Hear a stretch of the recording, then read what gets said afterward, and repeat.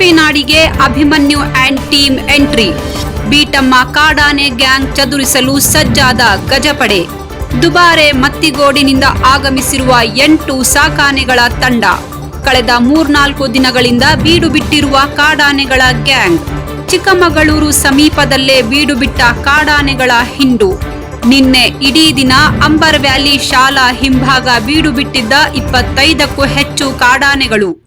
ಇಂದು ಬೆಳ್ಳಂಬೆಳಗ್ಗೆ ಕೆಆರ್ಪೇಟೆ ಸಮೀಪದಲ್ಲಿ ಪ್ರತ್ಯಕ್ಷ. ಮಧ್ಯಾಹ್ನದ ನಂತರ ಕಾರ್ಯಾಚರಣೆ ಆರಂಭಿಸುವ ಸಾಕಾನೆಗಳ ತಂಡ.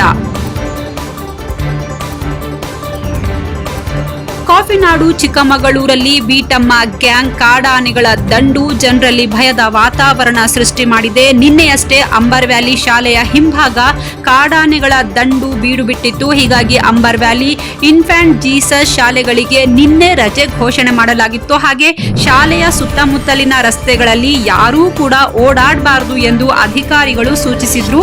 ಪೊಲೀಸರು ಕೂಡ ಈ ಪ್ರದೇಶದಲ್ಲಿ ಜನಸಾಮಾನ್ಯರು ಯಾರೂ ಕೂಡ ಓಡಾಡದಂತೆ ಕಟ್ಟೆಚ್ಚರ ವಹಿಸಿದ್ರು. ಹೀಗಾಗಿ ಜನರಲ್ಲಿ ಭಯದ ವಾತಾವರಣವಿದೆ. ಇಷ್ಟು ದಿನ ಹಾಸನ, ಬೇಲೂರು, ಸಕಲೇಶಪುರದಲ್ಲಿ ಬೀಡು ಬಿಟ್ಟಿದ್ದ ಬೀಟಮ್ಮ ಕಾಡಾನೆಗಳ ಗ್ಯಾಂಗ್ ಇದೀಗ ಚಿಕ್ಕಮಗಳೂರಿಗೆ ಬಂದಿರೋದ್ರಿಂದ ಜನರು ಆತಂಕಗೊಂಡಿದ್ದಾರೆ. ಹೀಗಾಗಿ ಇದೀಗ ಕಾಫಿ ನಾಡಿಗೆ ಅಭಿಮನ್ಯು ಅಂಡ್ ಟೀಮ್ ಎಂಟ್ರಿ ಕೊಟ್ಟಿದೆ.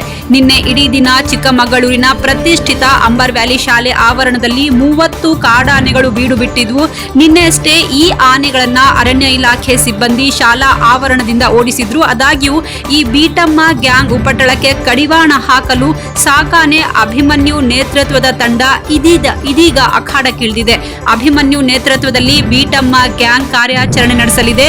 ಅಭಿಮನ್ಯುಗೆ ಮಹೇಂದ್ರ, ಸುಗ್ರೀವ, ಭೀಮಾ, ದುಬಾರೆ ಹಾಗೂ ನಾಗರಹೊಳೆಯಿಂದ ಆಗಮಿಸಿರುವ 8 ಕುಮ್ಕಿ ಆನೆಗಳು ಸಾಥ್ ನೀಡಲಿವೆ ಎನ್ನಲಾಗಿದೆ.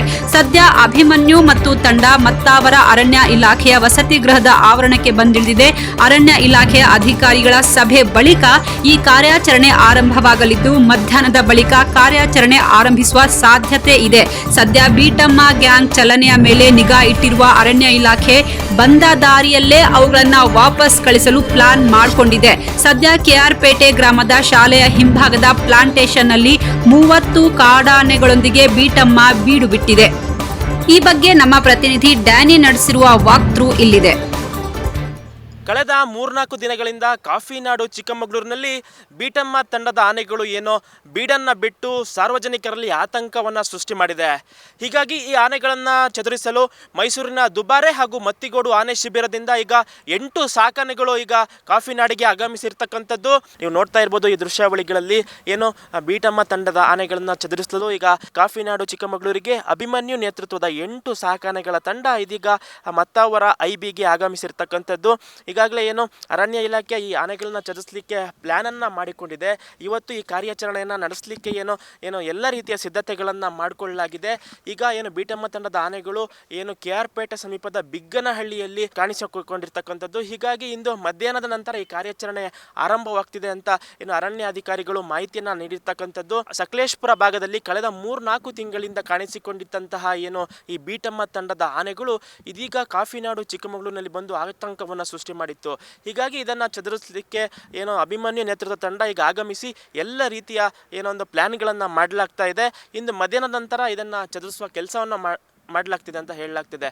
ವಿಡಿಯೋ ಜರ್ನಲಿಸ್ಟ್ ಮುರಳಿ ಜೊತೆ ಡ್ಯಾನಿ, ಪಬ್ಲಿಕ್ ಇಂಪ್ಯಾಕ್ಟ್, ಚಿಕ್ಕಮಗಳೂರು. ಇದು ಪಬ್ಲಿಕ್ ಇಂಪ್ಯಾಕ್ಟ್, ಜನಶಕ್ತಿಯೇ ನಿರ್ಣಾಯಕ.